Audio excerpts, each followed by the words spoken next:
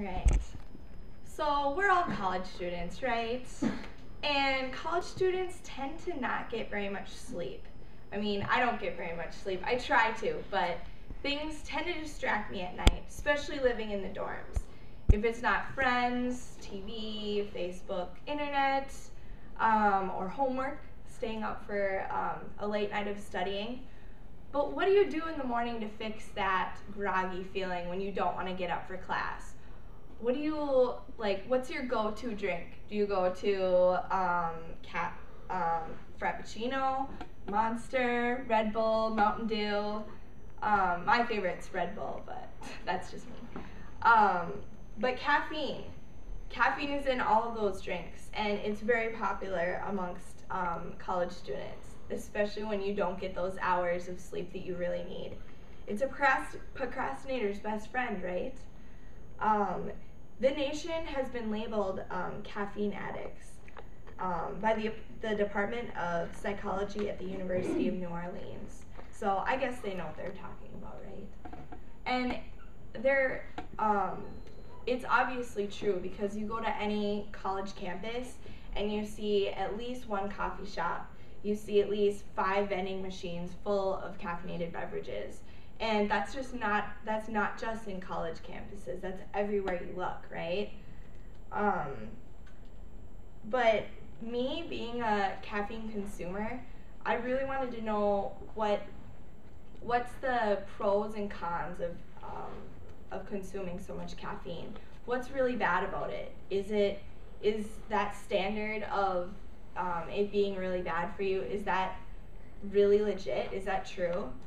Well, according to the University of Washington, some of the pros, which are fairly obvious, they make you more alert, they put you in a positive mood, and they can even increase athletic performance or alleviate headaches. But some of the cons, it can cause birth defects, high blood pressure, heart disease, and can even cause cancer. I had no idea that some of those were some of the effects of caffeine.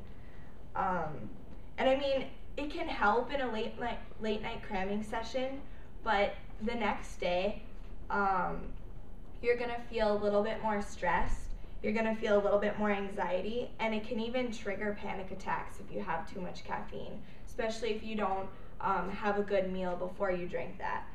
And a good example of that, right after I chose this topic to do for my speech, I was sitting in my math class, doing my test, and I had, I want to say, a Mountain Dew right before that, and I was sitting there trying to focus on my answer, and all I could hear is my heartbeat, and it was pounding, and I've never really taken a step back and looked at why that is, and it was definitely because of that caffeine, and I had a hard time focusing. So, I mean, that's something that probably all of you, if you took a step back, you could really relate to.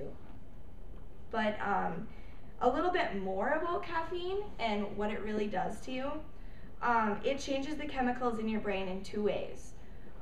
It stops the slowing down of your nerve impulses, and it also increases the levels of dopamine in your brain. And that's what gives you that energy and that good feeling. And dopamine is the main reason why people get addicted to caffeine. It's that dopamine level, it's that high that people feel that they really get addicted to. And that's another reason why people consider caffeine a drug.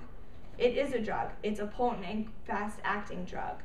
And it affects each person differently, but it'll last for about 6 to 8 hours usually. And it really does affect everyone differently, because I feel like it doesn't really affect me that much.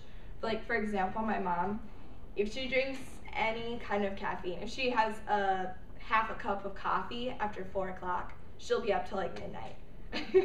So it does really affect everyone differently. And more people here in the US are addicted to caffeine than any other drug, including alcohol, tobacco, and even marijuana. And most people don't even realize that they are. Like, how many people in here have at least 1 can of pop a day? Exactly, right? And I'm sure there's more. You guys just want to raise your hands. but and that being addicted like that, it can cause withdrawal symptoms even. Some of the signs are nervousness, insomnia, and restlessness. But you guys, I'm not trying to tell you not to drink caffeine, and I'm not trying to get you to. I'm just trying to inform everyone of some of the health benefits and some of the things that you don't want to happen to your body.